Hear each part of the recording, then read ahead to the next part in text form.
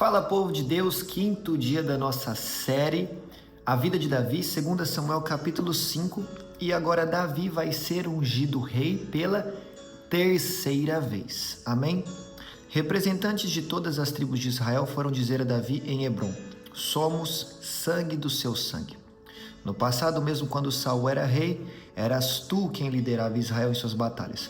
E o Senhor te disse: você pastoreará Israel, o meu povo, e será o seu governante. Então agora o povo de Israel também vai até Davi e pede para que Davi seja o rei deles, porque eles se lembram da promessa.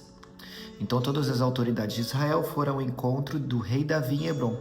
E o rei fez um acordo com eles em Hebrom perante o Senhor, e eles ungiram Davi rei de Israel. Davi tinha 30 anos de idade quando começou a reinar, e reinou durante 40 anos. Em Hebrom, reinou sobre Judá 7 anos e meio.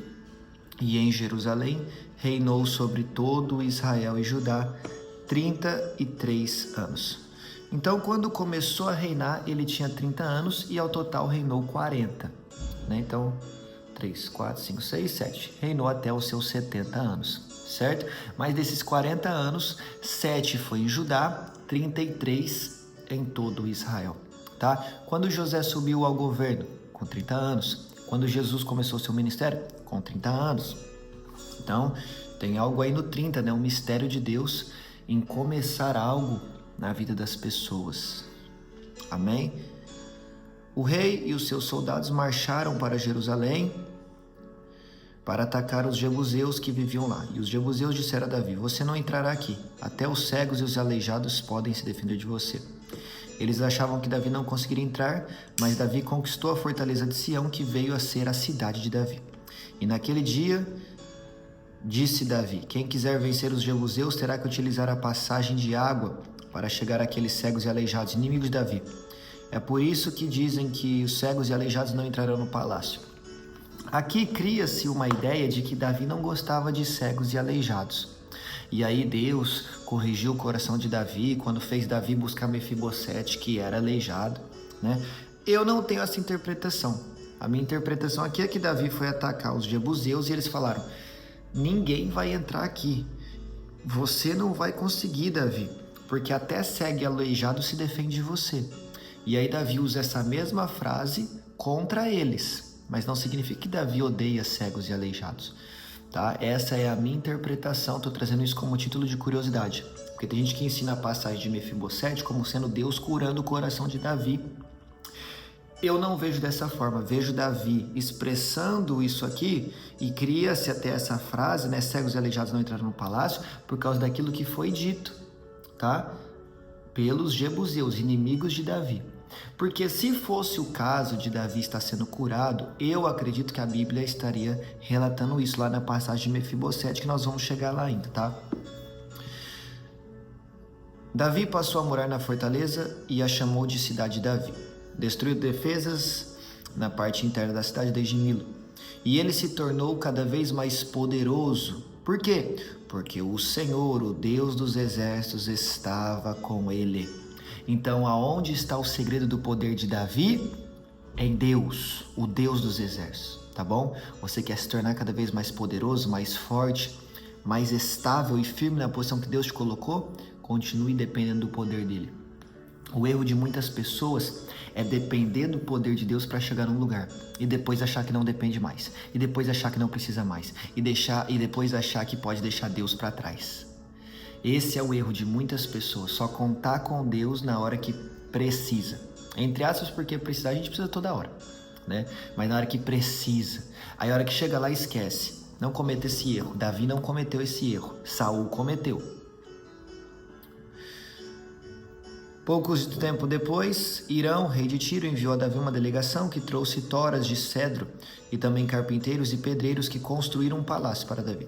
Então Davi teve certeza de que o Senhor o confirmara como rei de Israel e que seu reino estava prosperando por amor de Israel, o seu povo. Então, por que o reino de Davi estava prosperando? Por causa do amor que Deus tinha pelo seu povo e por causa do amor que Davi tinha pelo povo de Deus. Então, quando nós amamos o povo de Deus, Deus nos abençoa, para que a gente tenha a condição de ser um grande abençoador. Entendeu? Aí é o que a Bíblia nos ensina. O coração que é generoso, mais recebe. Mas quem retém aquilo que ele deveria ter entregado, vai ficando cada vez mais pobre. Mas o generoso vai enriquecendo. Por quê? Porque Deus dá condição para o generoso, porque sabe que ele vai repartir esses bens. Então o reino de Davi está se expandindo e prosperando por amor de Israel, por amor de Deus a Israel e por amor de Davi a Israel. Deus ama o povo, Davi ama o povo. Aí Deus fala, vou abençoar Davi porque ele vai abençoar o povo. Entendeu? E depois de mudar-se de Hebrom para Jerusalém, Davi tomou mais concubinas e esposas e gerou mais filhos e filhas. Estes são os nomes que lhes nasceram ali: Samua, Sobabe, Natã, Salomão, Ibar, Elisua, Nefeg, Jafia, Elisama, Eliada e Elifelete. Presta atenção, Elisama, Eliada e Elifelete. No original ali do hebraico, essa terminação Eli fala sobre Deus, tá bom? E ele está falando que 3 filhos de Davi se chamam Elisama, Eliada, Elifelete, que significa Deus ouve, Deus conhece, Deus faz. Ok? Deus ouve as suas orações, Deus conhece o que se passa na sua vida e Deus faz algo poderoso na sua vida. O Espírito Santo me ensinou que Davi aprendeu sobre essas 3 características de Deus em diferentes momentos da sua vida. Quantos salmos não tem de Davi no momento de angústia clamando a Deus? Deus ouve. Né? Quantos salmos não tem de Davi dizendo que recebeu resposta de Deus? Deus conhece. E a história de Davi já se diz por si só, do pasto ao trono, Deus faz. Então, Deus ouve, Deus conhece e Deus faz. Essas três frases são 3 fases que existem na vida de todo mundo. Em que fase você está? Você está na fase de Deus ouvir o seu clamor? Você está na fase onde Deus conhece a sua história? Ah, que fase é essa, Vitor? É a fase que você descansa. Porque se você entende que Deus conhece, você crê que Ele faz. Ou você está na terceira fase, que você já clamou, você já descansou e agora Deus está fazendo. Essas 3 fases existem na vida de todas as pessoas. Que fase você está? Você precisa identificar ela. E não adianta querer falar, eu estou na que faz, eu estou na que Deus faz. Querendo pular processo. Deus não funciona assim. Repare, Elisama, Eliada e Elifelete. A Bíblia nunca erra. A Bíblia não diz Elifelete. A Bíblia não diz Deus faz antes de Deus conhecer ou Deus ouvir. Existe uma ordem. Deus ouve. Deus conhece. Deus faz. A ordem é essa. Não adianta querer pular, não adianta querer pegar atalho, não adianta pular o processo. Tá? Então identifique a fase que você está vivendo, como Davi identificou as fases que ele estava vivendo e haja de acordo com isso, tá bom? Qual que é a mais difícil, Vitor? A mais difícil é a segunda, porque você vai ter que descansar, você vai ter que confiar, você vai ter que ter paz. Só que só confiando em Deus que você vai viver a terceira, que é onde Deus faz. É onde você demonstra a fé para receber aquilo que só Deus pode te dar, entendeu? Essa é a mais difícil, porque você vai ter que abrir mão do controle, vai ter que, ainda sem ver nada, descansar e crer que Ele pode fazer na sua vida. Mas quando você confia no Senhor e se alinha com a sua palavra e vontade, aí acabou, meu irmão. Aí Deus faz o sobrenatural na sua história. Amém? E aí Davi vai derrotar os filisteus, né? Ao saberem que Davi tinha sido ungido rei de Israel, os filisteus foram com todo o exército prendê-lo, mas Davi soube disso e foi para a fortaleza. Todos os filisteus se espalharam pelo monte Refaim. Davi perguntou ao Senhor, devo atacar os filisteus? Tu os entregarás nas minhas mãos? Olha aí, de novo, Davi perguntando a Deus se deve fazer algo. Novamente essa característica de Davi aparece, nós já falamos sobre isso. O Senhor lhe respondeu, vá, eu os entregarei nas suas mãos. Então Davi foi a Baal-Perazim e lá os derrotou. Versículo 27. Mais uma vez os filisteus marcharam e se espalharam pelo vale de Refaim. Então Davi consultou o Senhor de novo. Então Davi já teve vitória sobre aquele povo. Humanamente falando, uma pessoa que acabou de vencer uma guerra contra esse mesmo povo vai falar o quê? Vou vencer de novo. Vem, soldado, vem. pega a espada, pega a lança, vamos para a guerra. E talvez Davi estivesse com toda essa confiança. Mas ele não age sem antes consultar o Senhor de novo. Não é porque você já teve resultado, não é porque você já teve sucesso, não é porque você já foi abençoado, não é porque você é bom, não é porque você é capaz que você deve fazer as coisas sem consultar a Deus. E Davi consultou de novo. E Deus respondeu: não ataque pela frente, mas dê a volta por trás e os ataque de frente das amoreiras. Então, amoreiras, olha isso que poderoso. Deus está falando, você vai atacar, mas não da mesma forma. Você vai fazer, mas não do mesmo jeito.